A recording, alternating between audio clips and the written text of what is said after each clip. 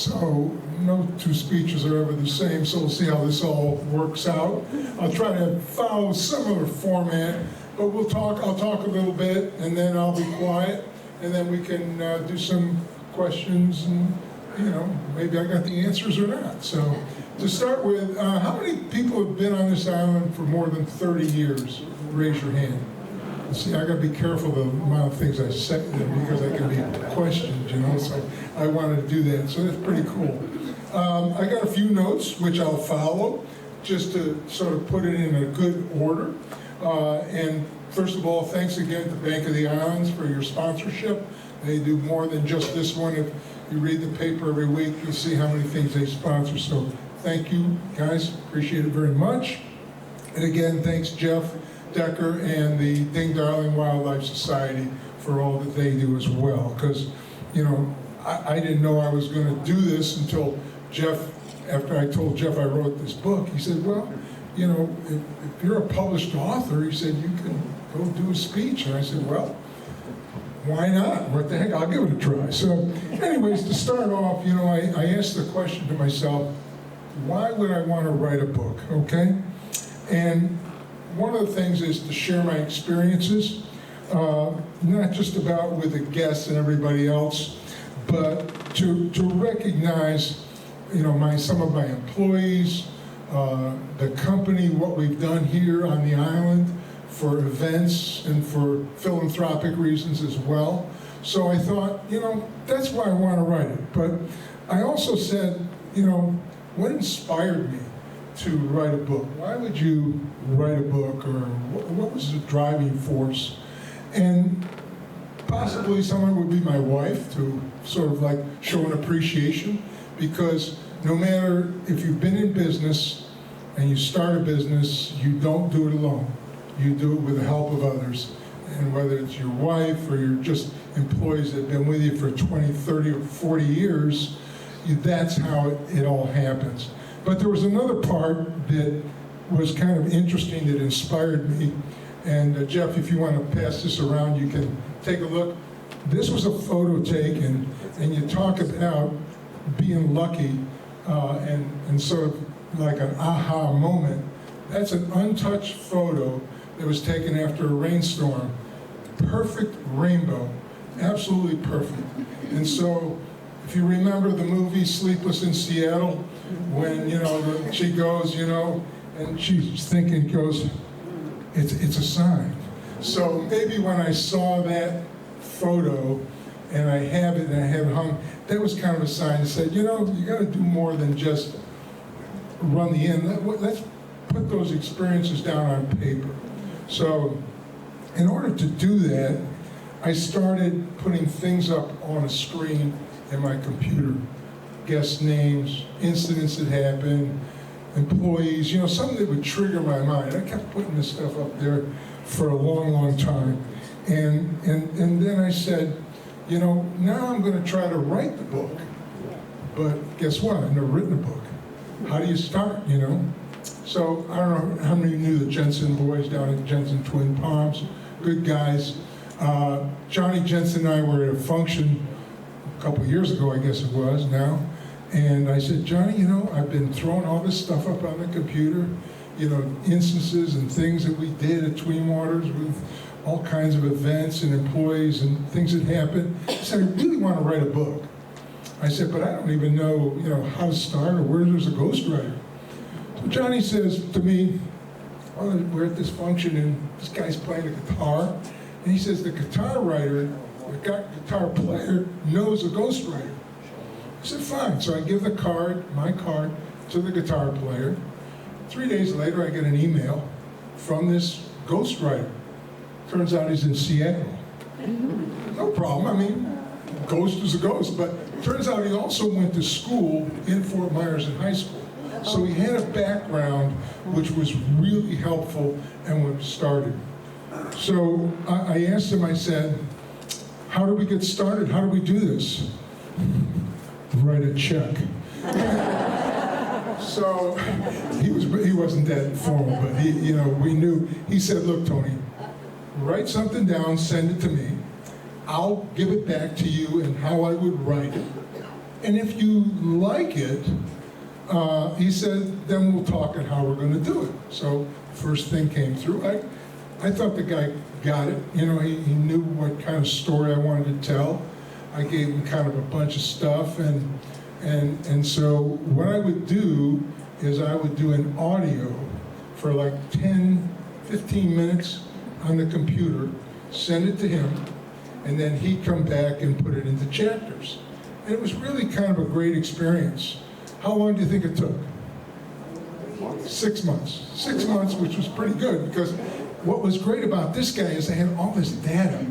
You know, not data, but just stories and things I wanted to put, but he helped me put it in a really good fashion, which was really, really helpful for me.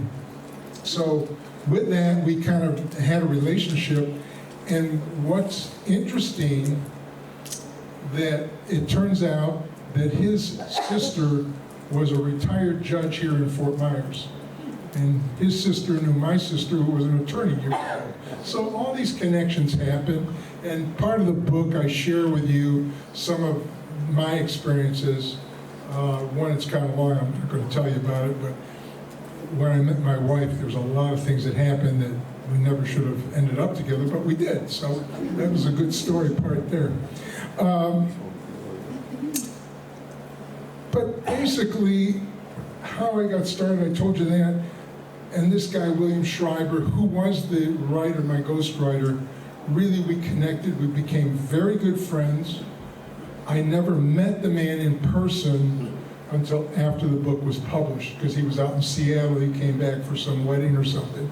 So he shows back up and I meet him, and we just had a really good connection and really became what I would consider to be very good friends. But, okay, that's writing the book. We get it all written. How do you get it published? This is something, again, new territory. Had no clue on how to do it or whatever. He said, Tony, probably the easiest thing to do is we'll get Amazon to go ahead and do it, and therefore we can, you know, people can buy it online and do whatever they need to do.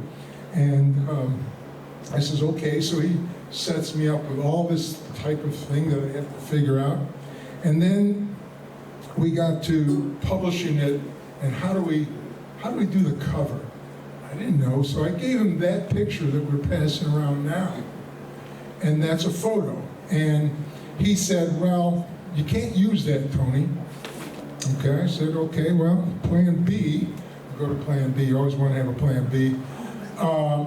I said, well, I've got a guy who I gave a picture of my house to, and he painted it, and he was a guest at Tween Waters, still is, for 30-some years, 35 years. So I said, Barry Braun, he lives in Miami. I said, Barry, would you take this picture and make a painting? Voila. This is the actual painting that he made in order to use for the cover of the book. And I got to tell you, I'm not much of a salesman or anything like that, but to see how that cover sort of lights up the book, it really came through for me better than I could imagine. So that's getting the book done, okay? That's pretty much cool stuff and all the stories and things that we did. So I said, what has the book done for me personally now that it's done? Well, I joined the Captiva Island Historical Society, and it was very instrumental. Again, it gave me some inspiration on how to do this and that I should do this. So we made sure that all the proceeds from the book will go directly to the Captiva Island Historical Society, which I was really happy about. But more importantly, what this did for my guests, what this did for me personally, what it did for my employees who made it to the book, and just to put it down, I had a lot of employees who worked for me over the years. Some is amazing. I remember years ago in the 80s, I was working in what was then the Crow's Nest, and I was helping out with tables and things like that. And I'm working around doing stuff, and this one young girl comes up to me she says, do you know who I am? I go, give me a break, you know, I have a lot of employees going through here. She goes, no, she says, I worked for you way back. I lived in employee housing. She says, it was the best years of my life. I says, okay, well, what do you do now? She says, I'm out in LA, I'm an attorney. So, you know, everybody has a happy point, and I guess in your youth growing up. So one of the things I did, I thought it was important. I had Timmy Jardis, who you may or may not know, who did the crab races for me for years at Tween Waters. I told Timmy, I said, see what you can gather up all the troops who worked for me years ago and are retired, and have them all out for lunch. I'll buy lunch, and then we're going to take a photo of you guys, but you can't tell anybody. I'm going to put you in the book. They all show up. I mean, free lunch maybe, but it was part of the reason. They want to be in the photo. I did take that opportunity at that time to also get my employees who've worked for me for 20 years or more and still working, to tell them I want to do a photo shot of you guys just to put in the lobby. I didn't tell them about the book at all. So they all showed up in the book. Now, I'll tell you another quickie, which is I always get a kick out of. I've been married to my wife now for 52 years. So I'm writing the book. I tell her nothing. She has no idea I'm writing the book. I get the book to the publisher. It comes back in what they call a print-proof copy, which is literally the book you're seeing now, where the cover except says not for sale, because we had to go through and tweak any kind of spelling or things that were there. So my wife and I meet a friend, usually on a Friday, up in the shipyard. We're having dinner, and they always talk about books. Have you read this book? Have you read this book? So I got 2 of these books. And I said to Angie, I said, here's one you might not have read. I gave one to her and one to Susan. She looks at it, turns it over, and she says, how'd you get your picture on here? So she had no idea, and I was a little concerned because she had not seen the book at all, whether or not she would like this book or not. So it was kind of a fun thing to do. I really enjoyed it, and that's part of the reason I think that made it fun. The other thing, like I talked about, is satisfaction, that the joy that this book has brought to some of my guests. And I'm going to share something with you. And if I get a little emotional, I'm sorry, but I'm going to get through it. But our guests are so important at Tween Waters. I mean, I've known families have been coming there for 30 and 40 years. Their kids have brought their kids. So this one lady, after she read the book, says, hi, Tony, it's Christine. I just finished your book, and I'm in awe of your extraordinary life. Your stories brought me to such joy as I read the book. And what a surprise to see Jeff and my name in the end. I'm now crying. I'm crying too. Tween has brought us such joy over the years, and Taylor and Chris's wedding in April was just the icing on the cake.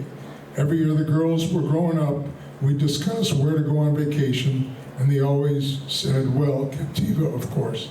So this is just one, I can't tell you how many letters I get about the book. And then the other one, I'm not going to bore you to death, but this one came about a week ago. A lady lives over in Miami, 93-year-old. She writes it on this stationery that you have to see. You gotta love it. 93, she writes me the note how much she'd been coming to Tween Waters for 30-some years or more, and just couldn't say enough nice things. So of course I wrote her a little note back too. But the joy and the feedback I've gotten from the book, to me has been extraordinary and very humbling too at the same time. You know, I've had the great fortune to work with some great people over the years, to have such great stories to tell, just to connect to people. I've got a gal working for me now, Holly Monroe, who's from Bolton Landing. How many people are from Bolton Landing here? I didn't think so. David? Well, my family lives close to there. Close, that counts. Close, you know, bocce and hand grenades, that counts, right? North Creek. North Creek, I'll tell him. Holly's worked for me for 45 years, still working. So it's kind of cool when you get that kind of experience. I'll tell you one story which I like to share with people. I think it's kind of fun. You know, in this hospitality business, it's in your blood. You have to like serving people. You know, and the comment you've heard, we're here to serve you, but we're not here to be your servant, which is very true in hospitality. And it's always the kind guest that I think I do the most for, as opposed to some that are a little tougher than others. So this gentleman worked for me back, and this is probably in the early 80s, Lloyd Wright, the founder of the company, and kind of my mentor, 20 years my senior. Lloyd was a figurehead, did a lot of philanthropy here on the island, helped start the Show Museum, did a lot of things like that, but he would get his name thrown around, and then people got to know my name and get thrown around. Well, this gentleman working for me, his name was Les Kowalski. He had a radio voice that was so deep and sound, he was really cool. And he worked the switchboard in the front desk. So he picks up the phone one day. Hello, Tween Waters Inn, may I help you? This guy goes, I'm Dr. So-and-so, and I know Lloyd Wright, and I want this and that and everything else. And I says, yes. He said, well, I also know Tony Lapi, and I want this and that and that and that. I says, yes. And he keeps going on, I'm Dr. So-and-so, and I'm this and I'm that. So finally, Les is there with his deep radio voice, and Les says, yes, doctor, do you know who I am?